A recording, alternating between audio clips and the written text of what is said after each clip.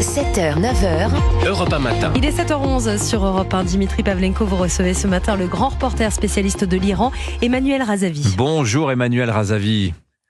Bonjour Dimitri, merci de me recevoir. Bienvenue sur Europe 1. Emmanuel, vous êtes l'auteur de La face cachée des Mollahs, livre paru aux éditions du Cerf. Vous étiez venu nous voir il y a quelques semaines de cela, Emmanuel Razavi, pour nous parler des trafics de drogue derrière lesquels se cache le régime iranien. On va parler avec vous ce matin d'un autre sujet, pas très éloigné finalement, l'entrisme iranien en France. Est-ce qu'il faut voir la main de la République islamique d'Iran dans ce qui se passe à Sciences Po et dans nos facs?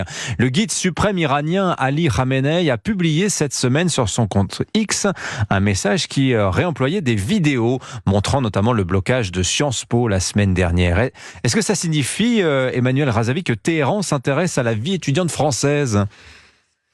Ah oui, alors précisément, vous avez raison Dimitri, c'est même plutôt assez assumé. Écoutez, il y a 48 heures, j'ai parlé avec un de mes contacts iraniens, qui est proche en fait du régime, qui m'expliquait en fait que le régime justement entendait faire pression sur la France, plus largement sur les démocraties européennes, puisque ces manifestations, on les retrouve dans plusieurs pays, faire pression aussi sur les États-Unis pour que tous ces pays fassent à leur tour pression sur Israël, afin qu'Israël se désengage de Gaza. Il m'a littéralement dit en fait que les services iraniens poussaient, c'était son expression, les manifestants à aller plus loin. Et puis vous l'avez rappelé, du reste, quand je dis qu'ils s'en cachent pas, il y a eu ces fameux tweets du guide de la révolution en fait iranienne, Ali Khamenei. Donc encore une fois, effectivement, c'est très très très assumé. Alors le récit des événements, pourtant, Emmanuel Razavi, c'est que ce qui se passe en France vient plutôt des campus américains. Vous nous dites que ça vient peut-être en fait plutôt du Moyen-Orient. Ce qui est étonnant, Emmanuel Razavi, c'est ce que vous venez de nous dire, c'est que c'est totalement assumé publiquement par le régime iranien, ce soutien dans le but d'influencer le cours des événements en Occident vis-à-vis de ce qui se passe à Gaza et en Israël. Ah oui, très précisément, c'est exactement ce que je vous disais tout à l'heure. C'est ce que me racontent en fait des contacts, et notamment un contact de très haut niveau lié au régime iranien qui me l'a raconté en fait il y a 48 heures. Alors moi j'entends effectivement qu'on puisse parler du wokisme, parce que le wokisme est un facilitateur quelque part, des thématiques islamistes évidemment, mais encore une fois, la cause palestinienne, pardonnez-moi, elle vient pas des États-Unis, elle vient bien en fait du Proche-Orient. Et puis il faut se rappeler une chose, Dimitri, c'est que l'Iran a toujours manipulé, enfin en tout cas depuis l'avènement de la République islamique d'Iran en 79. Souvenez-vous, le premier guide de la révolution iranienne, qui était l'ayatollah Khomeini, il était très proche en fait de Yasser Arafat. Il avait considéré à l'époque qu'il fallait en fait manipuler la cause palestinienne pour se positionner comme leader du monde musulman.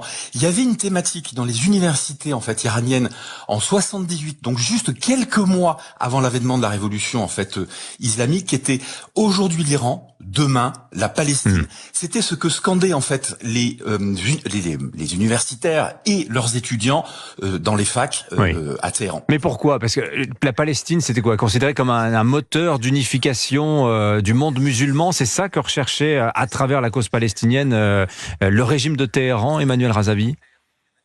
Ah oui, précisément, pour Khomeini, en fait, il fallait complètement, en fait, s'immiscer dans la cause palestinienne pour se positionner à un moment donné, pour positionner, en fait, l'Iran, si vous voulez, comme le leader, en fait, de la cause islamique. C'était ça, précisément. Et puis, il y a une chose qui est importante, c'est que Yasser Arafat et l'ayatollah Khomeini étaient assez amis.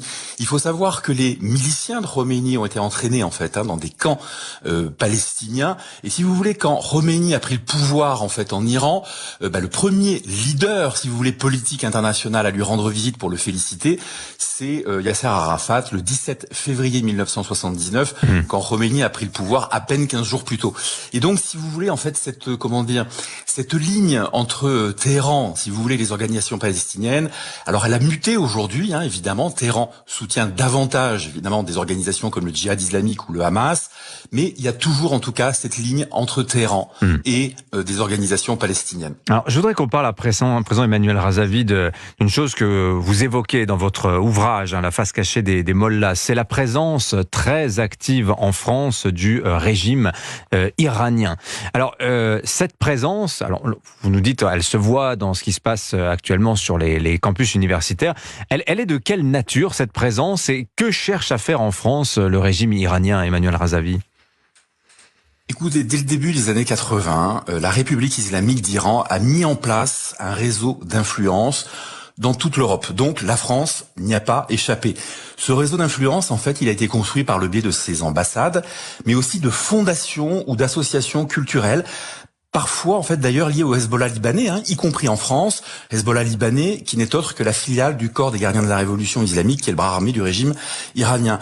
Et donc, vous avez des conseillers culturels, en fait, qui travaillent parfois pour ces ambassades, qui vont donner des conférences dans des cercles universitaires, qui vont faire passer les idées de la République islamique, ou qui vont diffuser tout simplement un discours favorable à ces proxys, comme le Hezbollah, en fait, qui est au sud du Liban, ou le Hamas, qui est à Gaza, et qui est la branche palestinienne, il faut pas l'oublier, des frères musulmans, l'organisation des frères musulmans, avec laquelle, si vous voulez, le régime pareil iranien a des liens extrêmement forts depuis une quarantaine d'années.